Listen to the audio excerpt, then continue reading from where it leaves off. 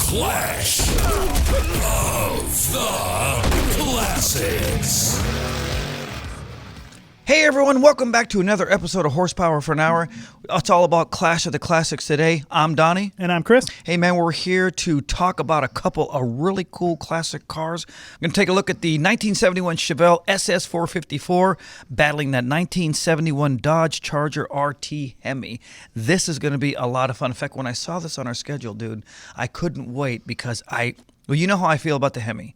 Oh, yeah. You know how I feel about the Dodge product, especially in the late 60s, early 70s. But here today... we actually have a worthy contender. Yes, we do. I mean, it's pretty hard to argue against a Chevelle of any kind, especially an SS454.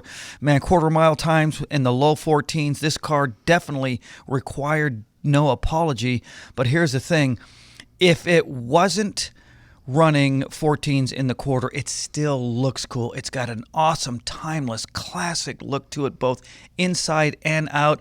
I think aside from maybe the GTO, this might be at least a candidate for the poster child that would I guess be the icon for muscle cars across the United States. Yeah, either way, both of these are definitely going to go down in history. I guess technically already have gone down in history as the just epitome of muscle.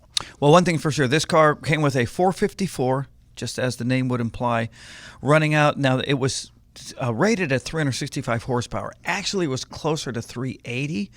And I don't know why Chevrolet would have done that, because I can see scaling it down or fudging on the numbers 50 or 60 horsepower for insurance reasons. And we talked a little bit about that last week. That seems to be really common. Very common, yeah. Especially back in those days, because some of the safety features in these cars, you didn't have airbags, you didn't have shoulder restraints, none of those things. And especially suspensions, my gosh, some of the late 60s, early 70s suspensions were, well, you had an early 70s Camaro. You remember what that's all about. Oh, yeah. It just really wasn't refined. So if you had a car that had a lot of power but you couldn't control it, insurance companies typically tried to frown on that. But this car here, you talk about one heck of a cool ride. Rolled in right at about 4,000 pounds, so it was a little on the heavy side. But the blacked out grille, the SS badging, in some cases there were convertible models, not all of them. I liked the convertible. It came with the 4-speed manual transmission. There was an option for an automatic, which was the Turbo 400. That was one of my favorite automatic transmissions. But in this particular instance, I think definitely I would prefer the manual transmission. The SS454 with a 4-speed, which would have been an M21 or an M20 Muncie transmission. Really, really outstanding model. Even an M22 Rock Crusher. Little noisy, but man, what a ride. It's rare to hear you say you'd prefer the manual, because I know the respect you have for the technology of the automatic, that it's just, once in a lifetime, I guess, But back in these days, the manual is just so much more fun to drive it. It's just such a cool looking ride.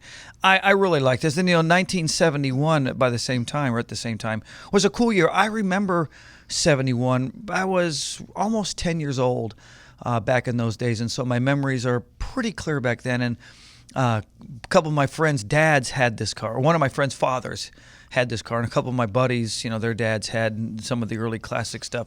At the time, they were brand new. It wasn't classic. Now I look back on it, and of course, my memories, are flooded with good times and good thoughts. I'm always curious to see how, in 1971, people who owned this car, just to see the way they thought of it, the way they treated it, because it wasn't a classic at the time. It wasn't something that, you're going to trailer to a show or you're going to hot rod out.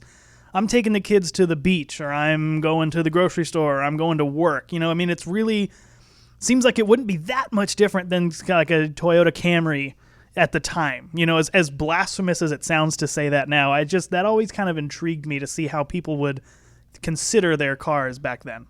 Well, this SS package on the Chevy Chevelle was about a $357 increase in price, and it really was quite a bit of bang for the buck. It included F41 suspension, had front rear stabilizer bars, power front discs, the wider F60 tires on the larger 15-inch 5-spoke wheels.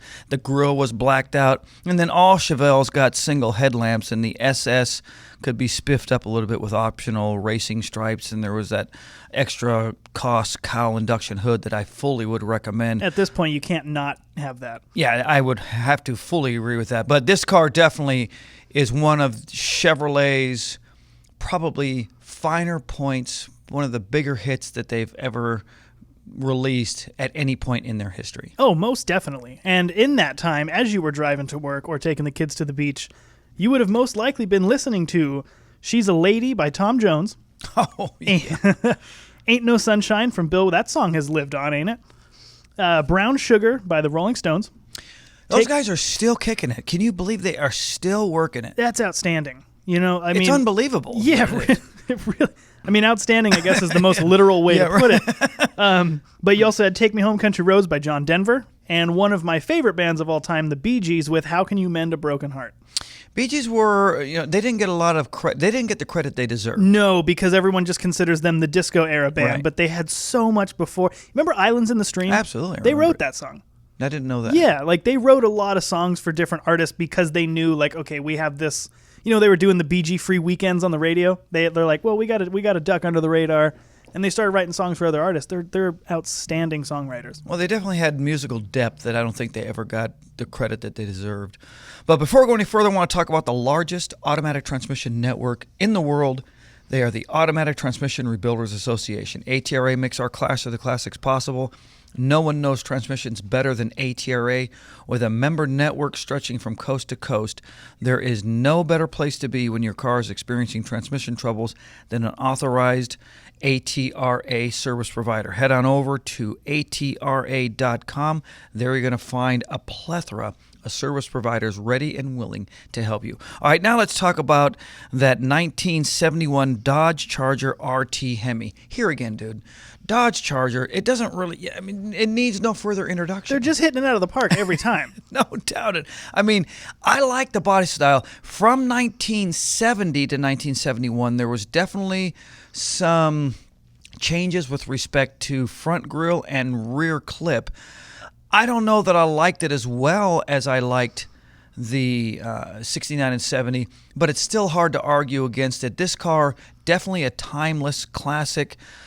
Muscle cars were in retreat at that point in time. They were beginning to. The last thing anyone would have expected to see on the order sheet was a 426 Hemi.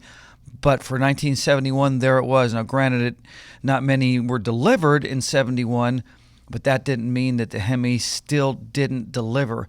Anybody who's had a chance to drive the old Elephant motor, and I'm fortunate to have been one of those people, this was definitely a thrill ride. 425 horsepower, 500 pound-feet of torque. This thing was absolutely incredible. It still is, even today, it is the poster child for what an iconic motor should be and should look like. This thing was absolutely huge, had the plugs going down, the center of the valve covers. It was not only impressive looking, it really ran well. And a lot of the engines that were produced later on were styled, and a lot of the was copied from the design of the Hemi. Yeah, and I know a little bit of a sidebar. I do, like you said earlier, do prefer the styling a little bit more, the 69 and 70. But I mean, this newly designed at the time front grille isn't terrible. The one thing I didn't really care for aesthetically about a lot of 70s cars, I know that the Camaro kind of had the same thing, is they would often color the wheels the same color as the car, which I found absolutely cheesy. I don't want to look like I'm driving a Hot Wheel. But however, they are redeemed a little bit by these, I don't even know what they're called. They're on the door. Little vent looking things. Yeah. Mm-hmm. That is just the coolest thing, you know? So you do like that. I love that. But you saying you like the 69-70 a little bit better than the 71 look. Yeah, if you gave me the choice between 69 and 71, I'd go 69. However, I do still really like, put some chrome wheels on it, and I do really like the 71. Well, you and I are in complete agreement with that, because this car, even though for whatever reason, it kind of devolved in terms of styling. Still a cool looking ride. Had bucket seats in the middle. It came stock or standard with the manual transmission. There was the automatic option, which was that bulletproof 727 torque flight. And anybody out there who's transmission knowledgeable at all will know that torque flight was definitely. In fact, they used it from 62 all the way through 2009. Only thing Dodge did was add an overdrive out to the back, but for all intent and purposes, the torque flight lived on for well over 50 years. Fantastic unit. Between these two cars, which one do you like? Well, it's a little bit more tough than when we put the Mopar up against the Ford.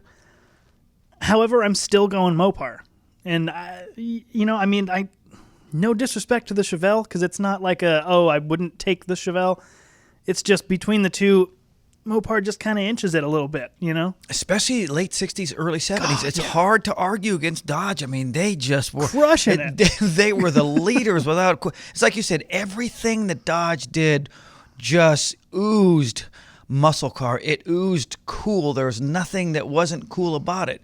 Ford, like we said earlier last week or the week before, great job on the Mustang, but all the other product line wasn't necessarily as street rod cool as the Mopar. So I'm with you. This car had a base price of $5,800 back in 1971. Wasn't the cheapest car in the world.